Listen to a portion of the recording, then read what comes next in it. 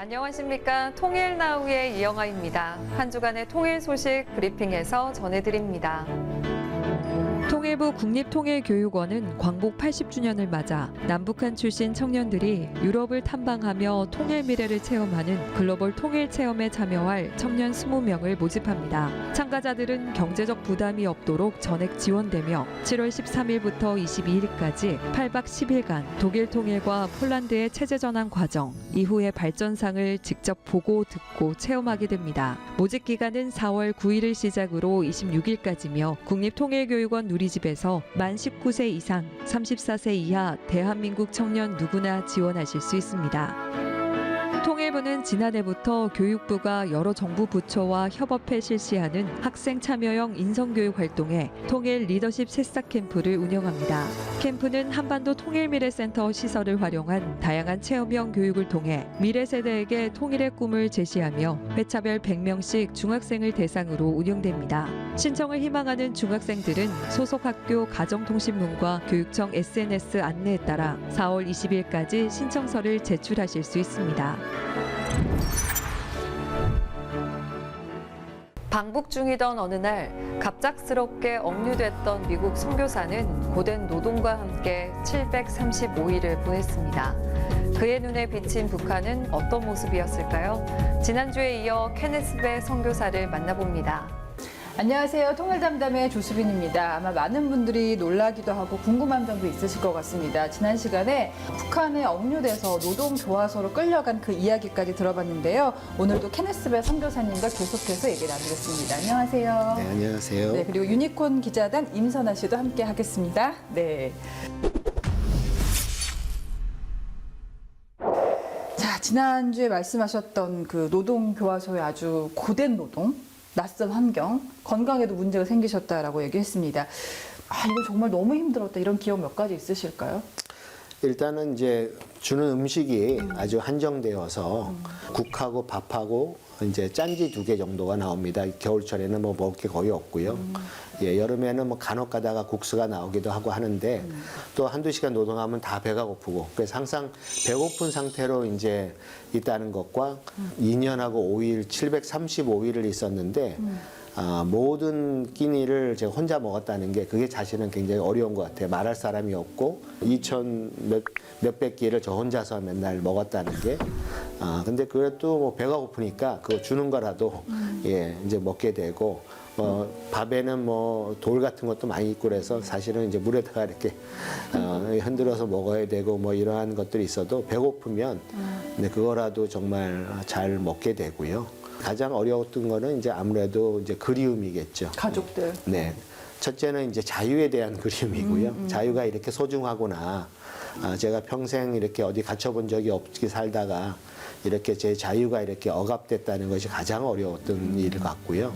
그다음에 두 번째는 이제 가족들을 그리웠고. 그 어머니가 미국에 네. 있다가 보러 한번 오시긴 했잖아요. 계속 연락을 네. 못 하다가. 네, 맞습니다. 야, 그때 지금도 기억이 생생하게 날 것 같아요. 예, 저희 어머니가 제가 이제 병원에 영양실조로 누워 있는데 이제 찾아오셔서 저는 몰랐죠, 오시는지도. 감격적인 상봉을 했고요. 그런 가운데서 이제 미국에서 어떤 협상을 통해서 빨리 데려간다고 생각하고 있었는데 사실은 저희 어머니 방에서 와서 저를 만난 후에 미국 정부에서 이제 고위 관리가 비밀리 와서 저를 만난 적이 있습니다. 그러면서 이제 미안하다고 못 데려간다고 이제 협상이 결렬된 거를 제가 얘기했을 때 참 무너지는 것 같은 이제 그런 생각이 들었고요. 하지만은 이제 그 다음부터는 신분이 선교사다 보니 제가 이곳에 남들은 들어오기도 힘든 곳에 와 있다 보니 또 수십 명이 저에 대한 관심을 갖고 있다 보니 이렇게 저렇게 그분들하고 또 사람 사는 거는 뭐 똑같은 것 같아요.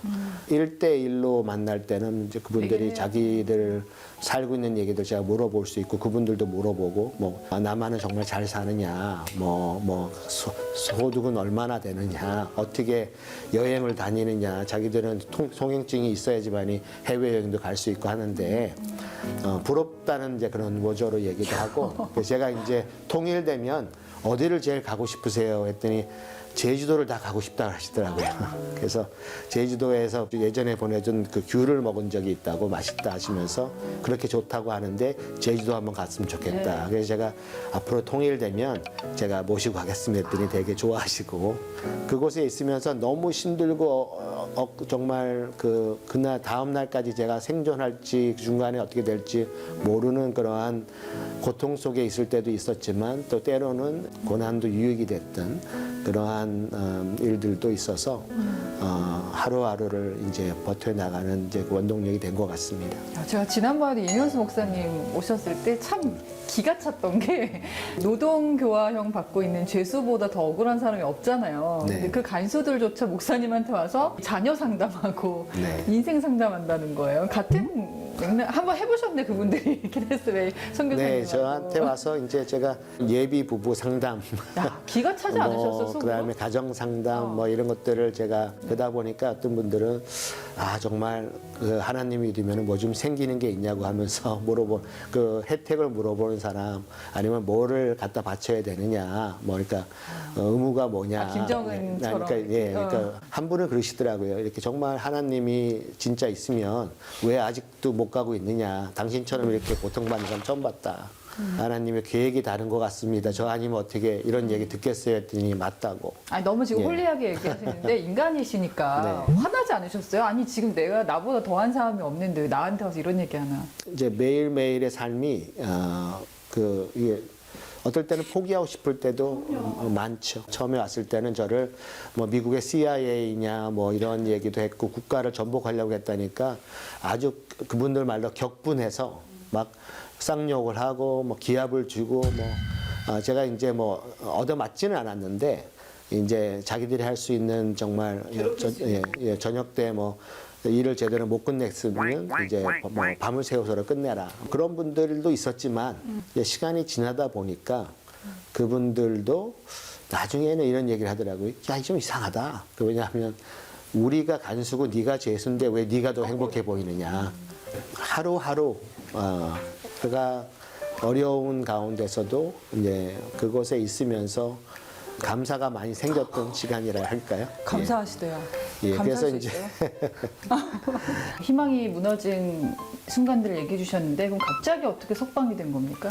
데니스 로드맨이라는 사람이 그 북한을 방북을 해서 김정은 친구. 네, 그래서 이제 농구 선수들을 데리고 와서 시범 경기를 하면서 이 TV에 나와서 이렇게 뭐 김정은 생일 때 뭐 노래도 하고 뭐 이런 모습을 보았습니다. 근데 이제 이 친구가 아마 술이 좀 취해서 CNN하고 이 인터뷰를 할 때 그분들이 당신이 그렇게 김정은하고 친하면 우리 여기 억류돼 있는 케네스 베를 좀 김정은한테 얘기를 해서 좀 풀려나게 하지 그러냐 하고 얘기를 했더니 이 친구가 케네스 베가 무슨 일을 정말로 벌린지를 알면은 당신이 나한테 이런 거를 요구를 못할 것이다 하는 얘기를 생방에서 했어요. 근데 그게 이제 전 세계로 나가면서 그것이 이슈가 되었고 그러다 보니까 이제 조 바이든 당시 부통령께서 케네스 베는 잘못한 게 없으니 꼭 돌아와야 된다 그런 얘기도 하시고 하면서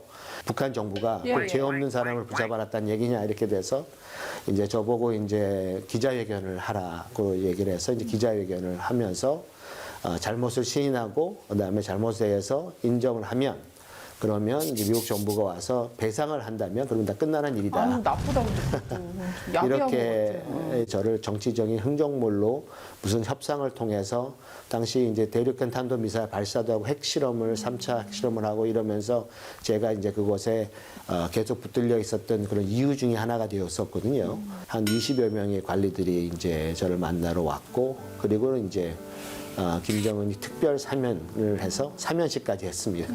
예, 그리고는 제가 이제 2014년 11월 8일 날 미국으로 돌아올 수 있게 되었죠. 선아 씨는 들으시면서 이렇게 뭐 궁금한 거 있어요?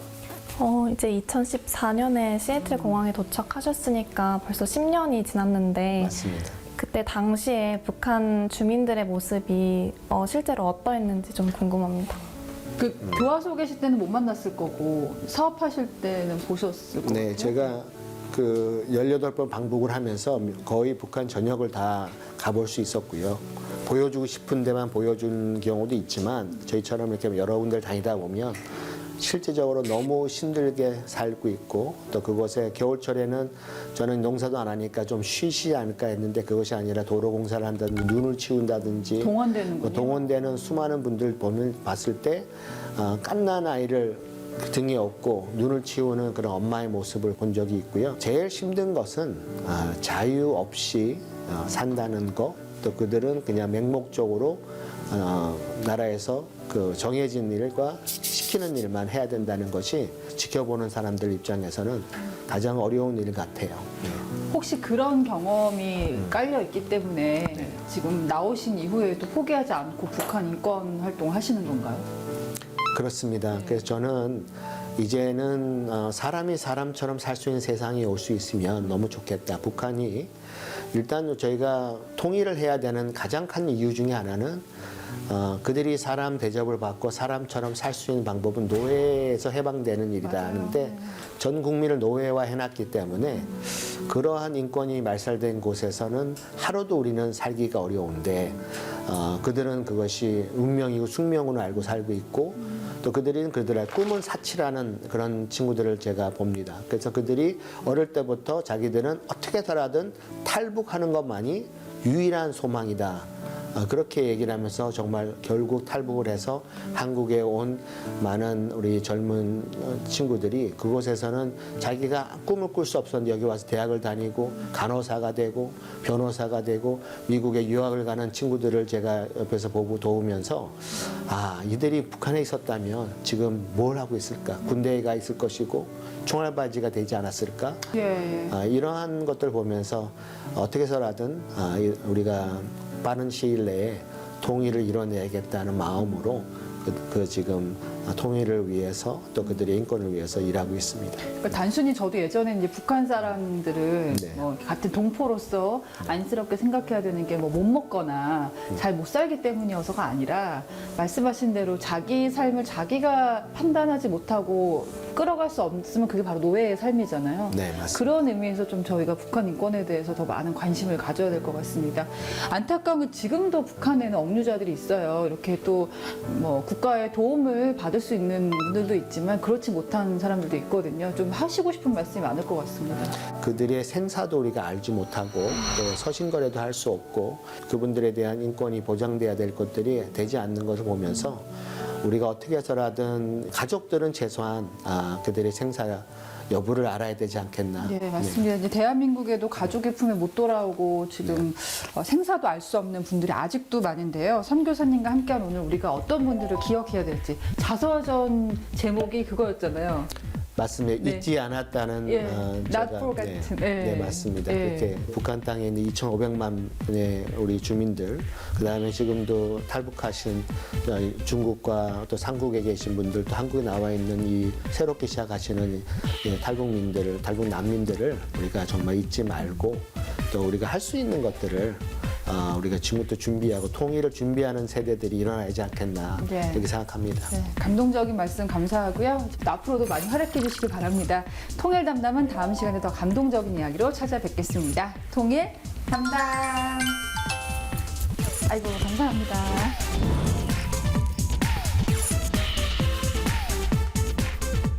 하나원에서 정착 교육을 받는 탈북민 교육생들이 직접 만든 빵을 이웃에게 전하며 따뜻한 정을 나눴는데요. 통일 현장에서 함께했습니다. 탈북민들이 이웃을 위해 나선 첫 나눔의 경험, 그 현장에 함께했습니다.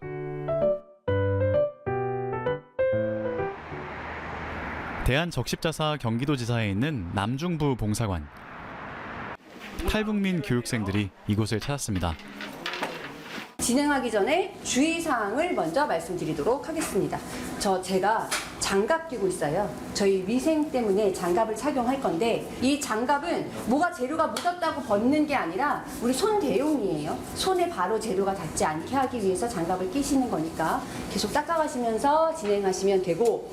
처음으로 만들어보는 앙금빵. 정식 제빵사는 아니지만 정성을 담아 만듭니다. 마음이 그래 뭐라 그럴까요? 제 어머니한테 만들어준다 그런 감정이에요.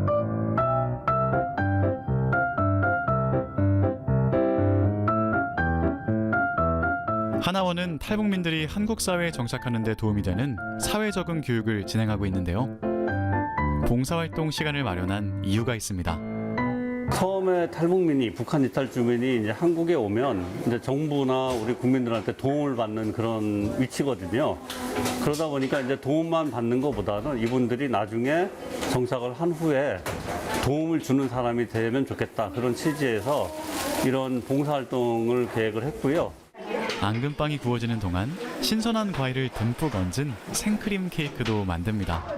보통 적십자에서는 2가지 빵을 만들고 있어요. 지금 발효시키는 빵 하나와 그리고 그냥 제 과류를 하나를 하고 있는데 그거를 2-3시간 안에 해야 저희가 되는데 지금 하시는 속도를 봐서는 그보다는 더 절약이 되지 않을까 시간이. 예, 그래서 너무 잘하셔서 너무 능숙하세요. 예, 제가 안심이 됩니다.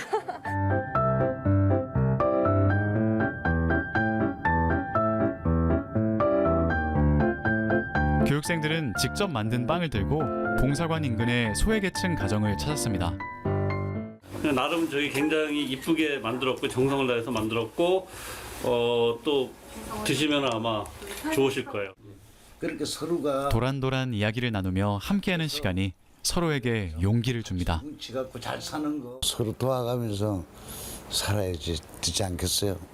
그래서 서로 또 믿고 서로 의지하고 그렇게 사는 거죠. 한국 땅에 발 딛는 순간부터 많은 도움을 받았거든요. 그래서 제가 이제 생각한 게 앞으로 나가서도 내가 이제 수료하고 나가면 나도 이렇게 정말 이런 봉사활동을 정말 해서 정말 조금이나마 이 사회에 보답할 수 있겠구나 하는 그런 마음을 가졌어요. 서로를 돌보며 마음을 나눈 시간. 탈북민이 우리 이웃으로 정착해 가는데 따뜻한 기억으로 남길 바랍니다. 이상으로 통일나우를 마칩니다. 시청해주신 여러분 고맙습니다.